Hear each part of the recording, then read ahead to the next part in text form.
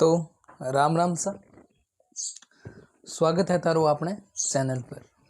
तो राजस्थान की धरती न केवल सूरवीर जमे हैं बल्कि बहुत बहुत बढ़िया बढ़िया लोक देवता भी जमे हैं।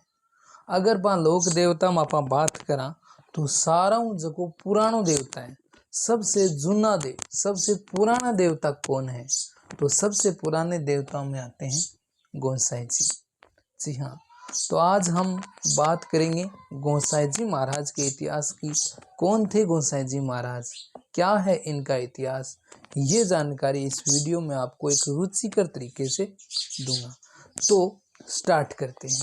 तो लोक देवताओं में बात करते हैं तो लोक देवता जब हमारे जहन में आता है तो हमारे चित्र बनता है 5 पीरों का। तो आप कहेंगे कि राजस्थान के 5 पीर कौन से हैं? तो ये आपको हमेशा के लिए याद रहे, इसलिए आपको एक नाम याद रखना है। क्या है वो नाम? गोपा मेहरा जी। क्या नाम याद रखना है आपको? गोपा मेहरा। ठीक है, अब गोपा मेहरा नाम याद रहेगा तो आपको 500 पीर आपको याद हो गए। अब आपको पूछें कौन कौन से हैं 5 पीर, तो देखिएगा गो से आप बनाना गोगा जी। ठीक है, गोगा जी। गोगा जी हैं वो राजस्थान के 5 पीरों में एक हैं। पा से है पाबू जी, पाबू जी। और मे से हैं मेहा जी, मेहा जी। है से है हड़बू जी, हड़बू जी। और रा से हैं रामदेव जी। ठीक है, तो ये हैं राजस्थान के 5 पीर। कौन कौन से? गोगा जी, पाबू जी, मेहा जी, हड़बू जी और रामदेव जी। तो इनमें सबसे पुराने देवता यानी 5 पीरों में से अलग जो सबसे पुराने देवता की आज बात करनी है वो तो है गोसाई जी। अब गोसाई जी के इतिहास जानने के लिए रुचिकर तरीके से देखिएगा कि गोसाई जी का इतिहास जानने के लिए हमें सतयुग में जाना पड़ेगा, क्योंकि कुछ युग हैं सतयुग, त्रेता युग और कलयुग। ठीक है, और फिर एक संगम युग। तो जहाँ से सृष्टि की रचना हुई उसमें सतयुग में हम देखते हैं। सतयुग की बात करें तो एक तरफ तो थे सुर यानी देवता और एक तरफ होते थे, हमेशा 2 शक्तियां हैं वो लड़ती आई है, पहले भी लड़ती आई थी अब भी लड़ती आई है। शक्तियां 2 है, उनकी लड़ाई हमेशा चलती रहती है। बाकी धरती पर उनके खिलौने हैं। ठीक है, यानी एक गुड शक्ति और एक बैड शक्ति, एक सुर और एक असुर, एक देवता और एक राक्षस। तो इसमें क्या थे? 2 राक्षस थे। तो 2 राक्षस थे, तो उनमें एक राक्षस था हिरण्याक्ष, हिरण्याक्ष। ठीक है, और हिरण्याक्ष का जो भाई था वो था हिरण्यकश्यप, हिरण्यकश्यप। ओके, और देवताओं में तो 3 थे मैन, जिन्हें हम जानते हैं ब्रह्मा और विष्णु और महेश, जिसे शंकर जी कहते हैं। ठीक है, ब्रह्मा विष्णु महेश सृष्टि के रचनाकार, सृष्टि के देखरेख और मोक्ष के देवता। ठीक है, तो इनमें क्या हुआ? हिरण्याक्ष था ना, उन्होंने कहते हैं कि शक्ति अर्जित करके और धरती को, पृथ्वी को एक कहीं ब्रह्मांड में गहरे समुद्र में छुपा दिया था। और धरती लोको दी कटे। अब धरती में ना समस्या आने लगी कि धरती कट है, धरती कट है, सारा धरती ढूंढता फिर। किसने छुपो दी थी? हिरण्याक्ष ने। अब सारा देवता समस्या आती तो आंगन जाता।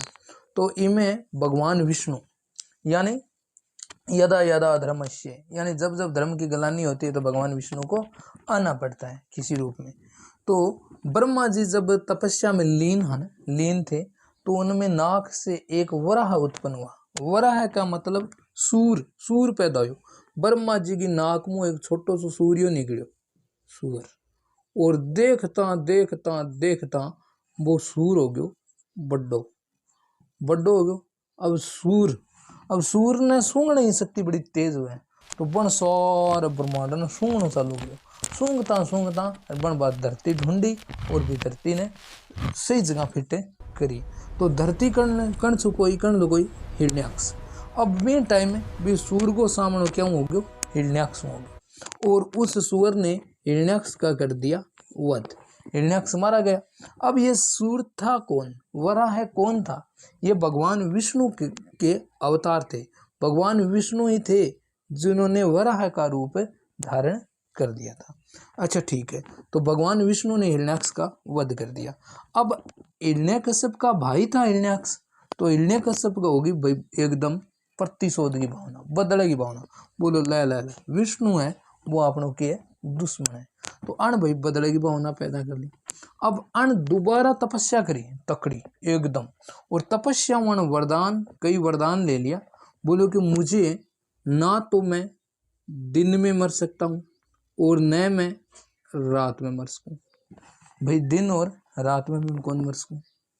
और ना मैं ऊपर मर सकता हूँ, ना मैं नीचे मर सकता हूँ, ना मैं बाहर मर सकता हूँ, ना मैं अंदर मर सकता हूँ, न मैं सुबह मर सकता हूँ, न मैं शाम को मर सकता हूँ, न मैं किसी मतलब जानवर मार सकता है, ना मुझे कोई मनुष्य मार सकता है, ना मैं किसी शस्त्र से मरूं, न मैं किसी अस्त्र से मरूं। तो देखो अनुसार अन अमरता को बोले अमर को नहीं होने और की मांग ले, तो अन इसी सी शर्त रखी जो कि लगभग अमर पैदा हो गई, अमरता ने जोड़ गई। बोले इतनी शर्ता उन्हें हमारे जात हिरण्याकश्यप अपने आप को क्या मानने लगा, अमर मानने लगा। अब अन कहो बोले मेरे शत्रु भगवान विष्णु का कोई नाम है नहीं लेगा। अब सारा जे विष्णु को नाम लेता डर लाग तो वो खत्म कर दो। तो हिरण्यकश्यप के जो को पुत्र होने उसका नाम था प्रहलाद, यानी भक्त प्रहलाद। अब भक्त प्रहलाद के कने कोई इसी घटना घट गई जकम वो मजबूर हो गयो विष्णु भगवान को नाम लेता।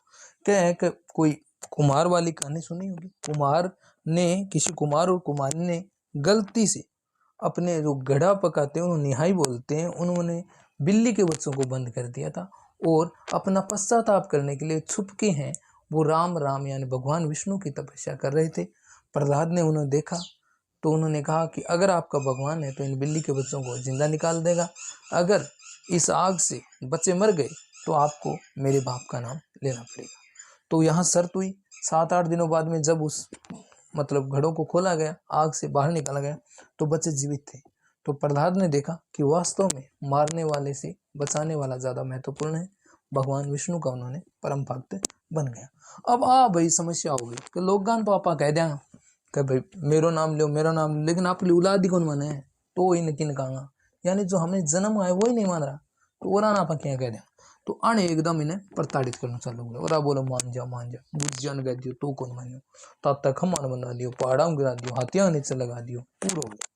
अब लास्ट में जो पापू घोड़ो बढ़ गयो हिरण्याकश्यप को, तो क्या हुआ, बोले अरे एक खम्मे में गए तेरा भगवान, बोले हाँ एक खम्मे में भी है। तो जी हाँ खम्मे में गद्दा की चोट करी ना, तो बटू देखो के निकल रहा है, बटू एक इंसान निकले जो ऊपरों तो शेर वर्गो है और नीचे वो आदमी वर्गो है, यानी वो ना तो आदमी है और न वो मनुष्य है। ठीक है, जो एक तरफ आदमी है यानी नर है, और एक तरफ वो शेर जैसा है, तो भी वो नाम हो नरसिंह। ठीक है, तो बन के काम करो हिरण्यकश्यप ने, और आप गए जब बारने के बीच में जो पोली बोला ना द्वार में बीच में ले लियो, और ना बाहर ना अंदर, और आपका जोड़िया में लियो मेल ऊपर उठा लियो या जोड़िया मेल दियो, ना ऊपर ना नीचे। और टाइम देखियो ने तो मतलब सूरज छिप रहा था, तो न तो सुबह ही और न शाम नहीं, तो वो बोले अमर हूँ, बोले शर्त देख, सारी शर्त तो गायब होगी। तो बोले मारा को क्या हूँ, तो बोले शेर का नाखून देखा, बोले ना ये शस्त्र है ना ये अस्त्र है, तो सारी शर्त पूरी करके और इस हिरण्य कश्यप का कर दिया वध। तो उन्होंने पहचान लिया कि कौन थे नरसिंह, वही वराह के बाद में भगवान विष्णु फिर के बन गया पड़े, भगवान विष्णु ने नरसिंह बन गया पड़े। ठीक है, अब ठीक है, उन्होंने प्रहलाद को वो राज कर दिया कि भाई राज करो। अब प्रहलाद का एक पुत्र जन्मियो, नाम हो विरोचन। प्रहलाद का एक बेटो हो, उसका नाम था विरोचन। अब जैसा बाप तैसा पुत्र, यहाँ सही थे, ये उल्टा। अब विरोचन है वो भी विष्णु भगत था, ठीक है, निबगी। विरोचन का एक बेटो हो बलि। बलि वो भी अपने उनकी तरह बड़ा बलवान था, अच्छा था, उसमें असुरों के गुण नहीं थे, यानी भगवान का भगत था और दानी था। दानी तो भयंकर हो, मतलब कोई भी दरवाजा बलि का दरवाजा मारो के को नहीं तो खाली कौन जा उसको, कोई कौन जान तो खाली। तो इनकी दानशीलता का जगह पर्चा ने चर्चा में दूर दूर तक फैल गया। और कहते हैं कि जब आदमी देता जाता है, चाहे सामान हो चाहे इज्जत हो, देने वाला, तो वो मनुष्य नहीं रहता, वो ऊपर का स्टैंडर्ड देवता बन जाता है। तो इनकी धीरे धीरे दानशीलता इतना फैल गई को देवता मान लगे। देवता मान लगे तो भाई टेंशन क्यों होती, देवता में टेंशन होगी, राजा इंद्र ने टेंशन होगी, इंद्र ने टेंशन होगी, इंद्र ने टेंशन होगी। तो फिर इंद्र गुरु माँ के पास गया, यानी इनकी माँ थी गुरु माँ, उनके पास गया अदिति। गुरु माँ का नाम था अदिति। और अदिति कोल मिलायो सीधो सुप्रीम कोर्ट विष्णु भगवान के पास। बोले आ बात है, तो विष्णु भगवान ने कहा ठीक है भाई, टेट करके छोड़ दो, मन ही पार पाठ कर पड़ाओ। तो अदिति के एक पुत्र हुआ 52 आंगण को छोटो सो लड़को, 52 आंगण को छोटो सो लड़को। 52 आंगण को अपनी भाषा 52 कहते हैं, बिया बिने वामन बोले, वामन। 52 आंगण को छोटो सो लड़को ये कर रहा था अश्वमेध यज्ञ। बलि बलि अश्वमेध यज्ञ कर रहा था कि भाई बहुत राजगाह जीत लिया आपा और दानी बन गयो तकड़ो। तो बिन बेरो प्रयोग आपने बगीचे में ना वो एक छोटो सो 52 आंगण को टब्बर खड़ी है और वो की मांगने लग रही है। अरे बोले ले आओ, आ जाओ। वामन ने नहीं आया, बलि खुद गए। अरे बोले आओ साहब महल में आओ। तो वामन बोला तुम्हें देने के लिए है क्या, दानी बने फिर तकड़ो, क्या है तेरे कन देने। तो बोले क्या मांगे, बोले तेरी खुद की 3 पग जमीन तो है। बलि भी आकार देखो, साइज देखो, हंसो। बोले ले ले तू चाह है ना बटू मार ले पाउंडा। बोलो प्रॉमिस, वादा, बोलो वादा। अब वामन को ये मिल गया। तो वामन ने क्या किया, वामन ने अपना आकार बढ़ाना शुरू कर दिया और बढ़ता गया बढ़ता गया बढ़ता गया। कहते हैं कि पहले पैर पूरो आकाश नाप लिया, दूसरे पैर से उन्होंने पूरा धरती को नाप लिया। अब बोले उसमें 30 पैर इकट्ठे रखूं। बलि को कोई समस्या, बलि लेकिन प्रॉमिस पूरा करना था। बलि ने कहा कि 30 पैर मेरे सिर पर रख ले।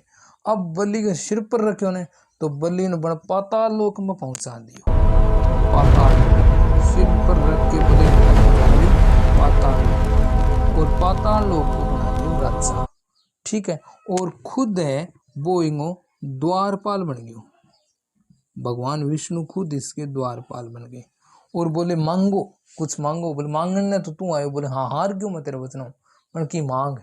तो बलि ने कहा कि मैं अपनी प्रजा से बहुत प्रेम करता हूँ, मैं 12 महीना 1 साल माने देखना चाहूँ।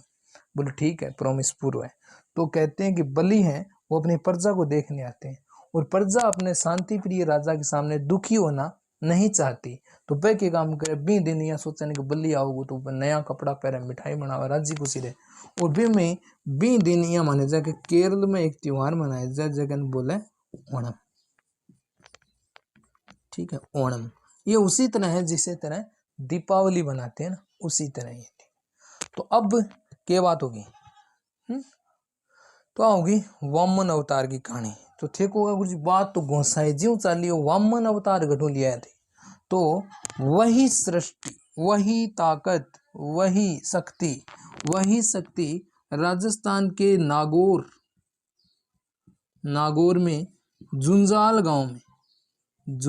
गांव में जन्मी। कौन सी शक्ति, वामन शक्ति, यानी उनके बड़े बड़े पैर, जो एक पैर था ना वो नागौर जुंजाल में पड़ा था इनका पैर, वहाँ गोसाई जी को वो पगलियां की पूजा करी जाए, कहते कि वामन अवतार का यहाँ पैर है। ठीक है, तो नागौर के जुंजाल गांव में। और जीवन राम और गंगा देवी के पुत्र थे, सबसे पुराने देवता। यहाँ ये संकट मोचन और भक्तों के संकट दूर करने के लिए विराजमान है जुंजाल गांव में। और ये समकालीन किसके थे? रामदेव जी के सभी समकालीन बताते हैं। ठीक है, कहेगा रामदेव जी का परिवार आज जगह 16 संस्कार, एक संस्कार ने जड़ुल्लू उतारना या टब्बर का बाल काटना, तो जगह है रामदेव जी का परिवार का जगह है ना, वह आपको जड़ुल्ली उतारता ना, वो यहाँ नागौर में उतारते थे। और रामदेव जी ने भी कहा है कि भाई मेरे मिलन आए हो तो मेरा भाई लो जरूर मिलना है, भाई लो मतलब गोसाई जी से। तो रामदेव जी के जो धोख लगाने जाते हैं ना, उनकी धोख तभी पूरी मानी जाती है जब वो यहाँ झुंझाल गांव में धोख लगाने जाते हैं। ठीक है, तो आ ही इनकी कहानी। यहाँ लागतो होगा गुरु जी में भगवान विष्णु है वो खलनायक है, नहीं है नहीं। और इसी तरह है जहाँ डॉक्टर ऑपरेशन करके बीमारी काटे, लग गया पान का शरीर ने काटे। हम देखा कि सतयुग में भगवान विष्णु का जो द्वारपाल आया अजय विजय। ठीक है, और अजय विजय आगे सिक्योरिटी कर रहा, लेकिन कुछ कुमारपाल है वो ऋषि मुनि से मिलने आए थे और अजय विजय ने उनसे मिलने नहीं दिया था, यानी विष्णु भगवान को मिलने दिया। तो बाजाड़ा में आगे अजय विजय ने श्राप दे दियो, पान बोलो थे ना थार प्रिय भगवान दूर रहोगा 15 मतलब कई सालों तक। ठीक है, 15 जन्मों तक दूर रहोगे। तो बा फिर तो बोले बाता जोड़ी करी, तो भगवान विष्णु कहो भाई ऐ दूर कर के का, तो बोले बा ऑप्शन दियो, बोले कह तो थे 15 जन्म दूर रहो, और कह फिर थे 3 जन्म दूर रहो, लेकिन मरना पड़ेगा वहाँ विष्णु भगवान को था ना दुश्मन। तो बोले मैं ज्यादा दूर कौन रहा, हमारे फेवरेट भगवान थे, मन 3 जन्म दुश्मन बन के रह जाऊं। तो बिंग बाद में भगवान विष्णु के अजय विजय वो दुश्मन बनकर पैदा हो रहे हैं। तो पहला जो दुश्मन बन गया है ना पहला जन्म में, वो तो हिरण्याक्ष और हिरण्यकश्यप थे, तब ये हुआ था। और बाद में जगह अजय विजय बन गया है ना, वो बन गए थे रावण और कुंभकर्ण, ये भी इनके विरोधी थे, जब भी इन्हें अवतार लेना पड़े। ठीक है, और तीसर बन गया है ना जो शिशुपाल और दंतवक्र, ये इन अजय विजय के ही अवतार थे। ठीक है, तो यह स्टोरी थी अपनी गोसाई जी महाराज की। तो ठीक है, तो अब आप पढ़ांगा 5 पीर गोपा मेहराम गोगा जी को इतिहास, पाबू जी को, मैया जी को, अड़बू जी को, तो जीके हमारा चल पड़ा है। तो आज के लिए इतना ही। ठीक है, धन्यवाद।